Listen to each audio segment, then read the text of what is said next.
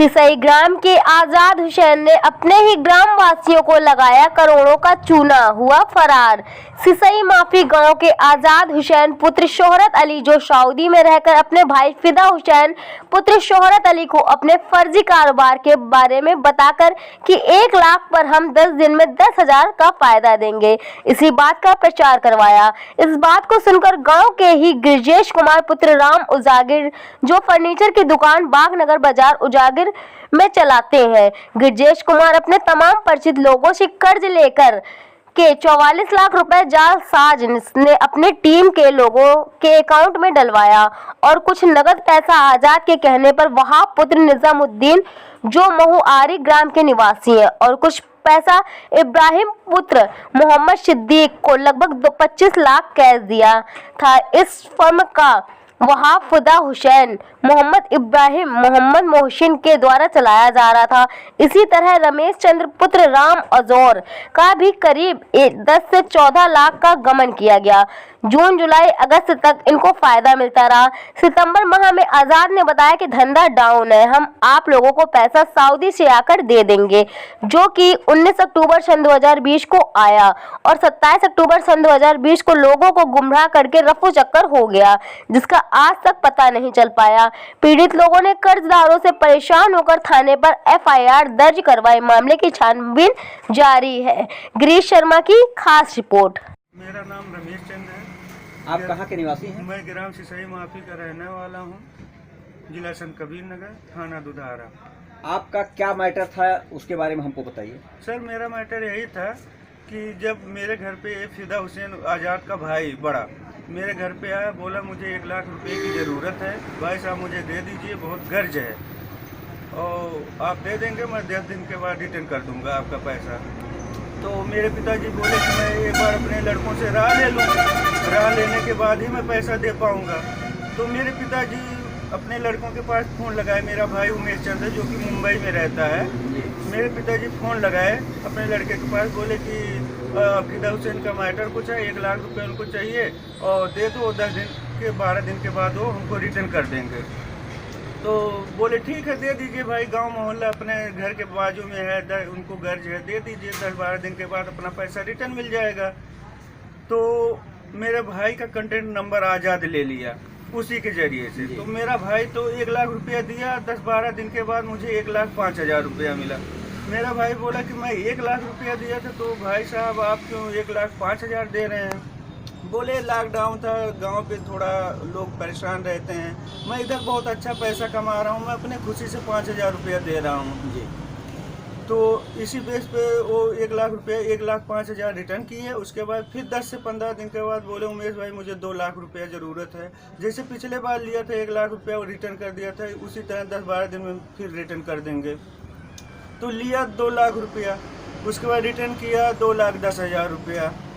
तो ऐसे ऐसे अमाउंट बढ़ता गया। लास्ट में पता चला कि मेरा भाई अकाउंट 8,45,000 रुपये अपने अकाउंट से ट्रांसफ़र किया, जो कि मोहसिन नाम का लड़का है, वहाँ का रहने वाला है, लेदवा पसाई का रहने वाला है। आज़ाद के कहने पर मेरा छोटा भाई उमेश चंद वहाँ पे उनके अकाउंट पे डाल दिया।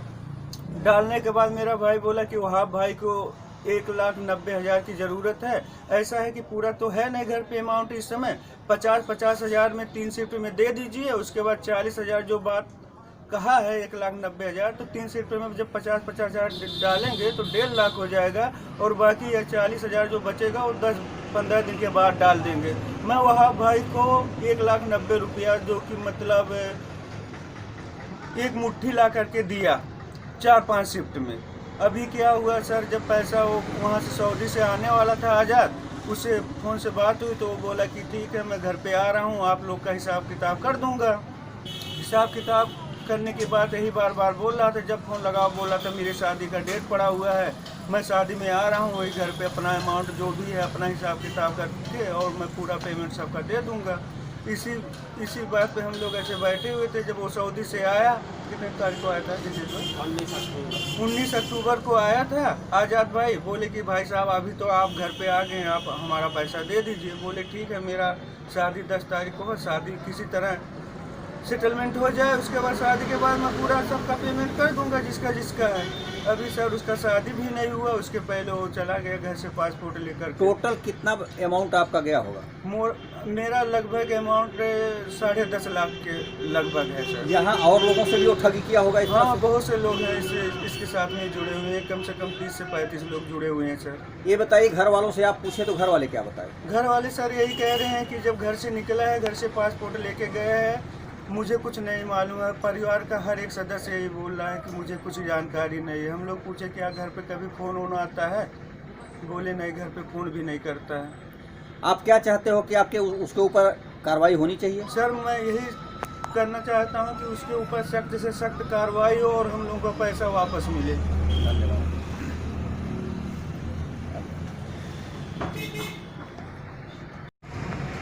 क्या मैटर, आप कहाँ के रहने वाले हैं? ग्राम सिसई माफी, जिला संत कबीर नगर, थाना दुधारा के रहने वाले हैं। ये बताइए आपका क्या मैटर है? हमारा मैटर ये है कि हमारे गांव का एक लड़का था जो सऊदी में रहता था, आज़ाद नाम था उसका। वो उसका मतलब बहुत हल्ला ऐसा था कि वो बहुत पैसा कमा रहा हमारे गांव में। तो मैं उसके भाई से, फिदा हुसैन से कहा कि यार लॉकडाउन है, 1 लाख रुपए मुझको उधार दिलवा दो और मैं 2-3 महीने बाद दे दूंगा जब उसकी शादी मतलब होएगी।